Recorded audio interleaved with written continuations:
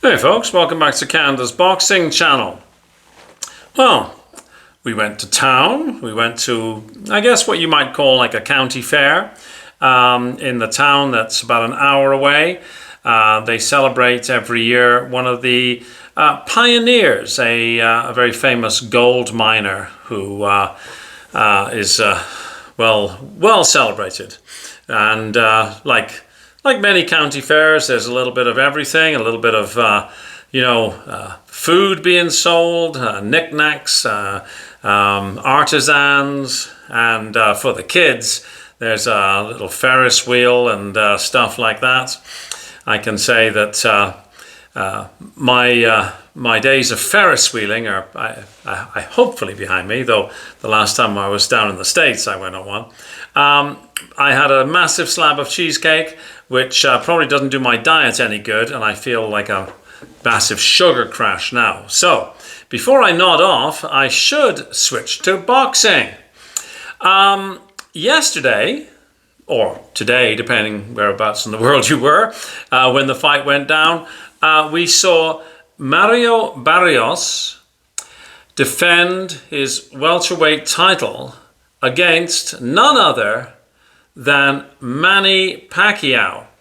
Now, I did not do a preview of this fight other than, to mention it sort of thing and say, I found that, Barrios was in a tough spot. I mean, if he'd thrashed Manny Pacquiao, he would be vilified as a bully who beat a legend. And if he'd lost to Manny Pacquiao, he would have been vilified as a guy who got beat by an old man. And so when I was thinking about this before the fight, and also I am a cynical, skeptical, conspiracy theorist type person, some people would say, I thought the most equitable outcome that would sort of please everybody and maybe also at the same time please nobody would be a draw. So, peeling off a crisp new digital $5 bill, I placed my $5 on a draw at 14-1. So, quite happy to see that, lo and behold, whether by accident or by design, Mario Barrios and Manny Pacquiao had a draw, majority draw. That allows Barrios to keep his belts, 2 draws in a row to keep his belt, and Manny Pacquiao not to take an L.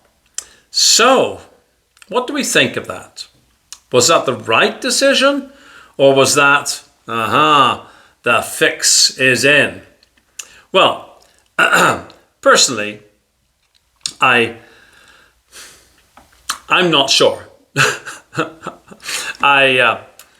Like I say, I picked the draw because I just didn't feel right about it.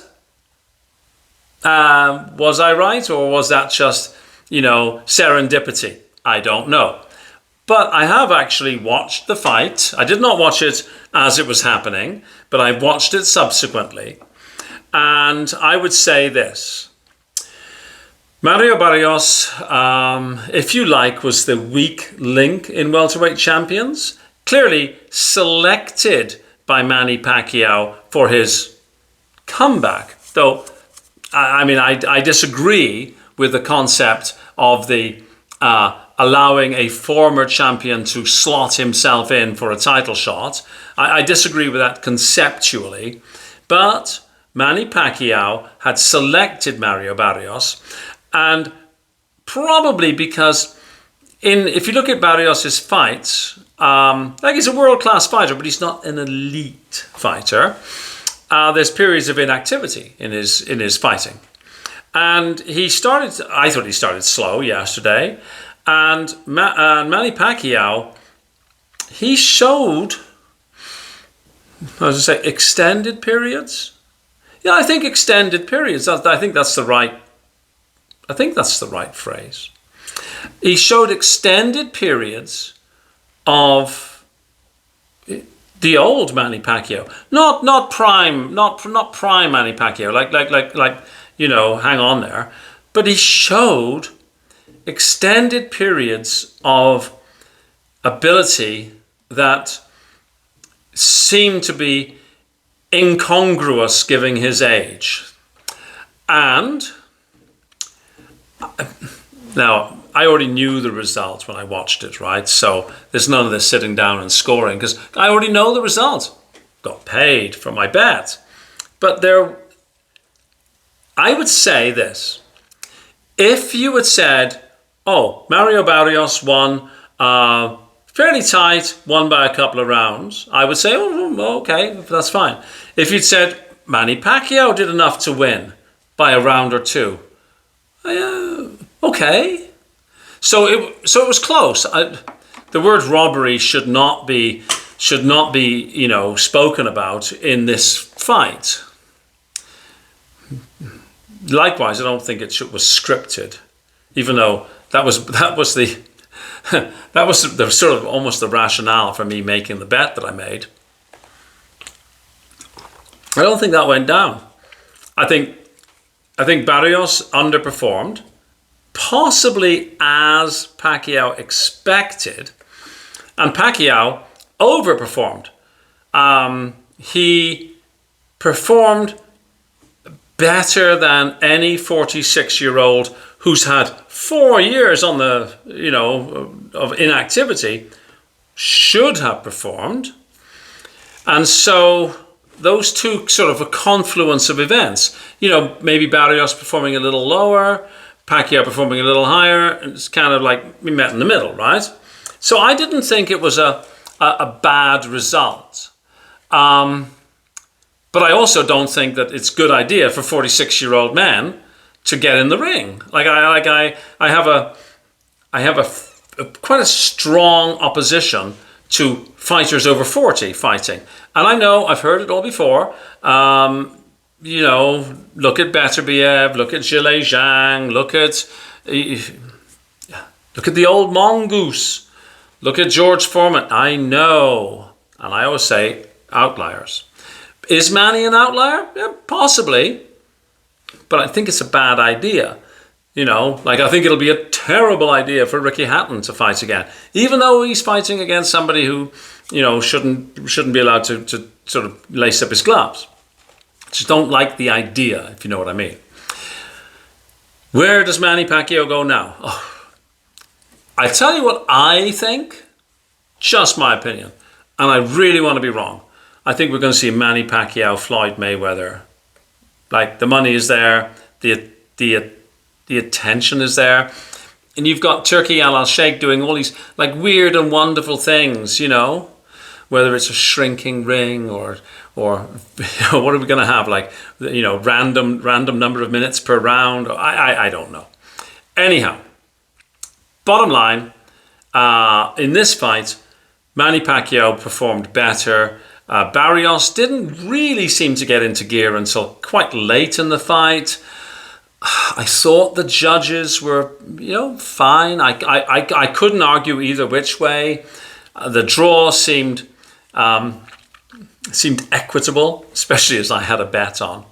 But there were times when Manny Pacquiao really, he kind of turned back time. It reminded me, quite a few years ago now, I went to see Gladys Knight. Gladys Knight and the Pips, disco era. Maybe you don't know. I remember. Anyways, Gladys Knight walked onto the stage and she looked elderly. She started singing and the years just dropped away and it was like, oh my God. Well, it wasn't like a, oh my God, with Manny, but there were moments where I thought, oh, yeah, okay, yeah. Not quite, but enough to remind me what a great fighter he was. And clearly all that running up to the Griffith Observatory and onto the Hollywood sign, no small feat. I'm telling you, I've walked there. It's not easy. That paid off. So I clapped my hands and thank him for showing us once again. But also, I think that's enough now. As for Mario Barrios,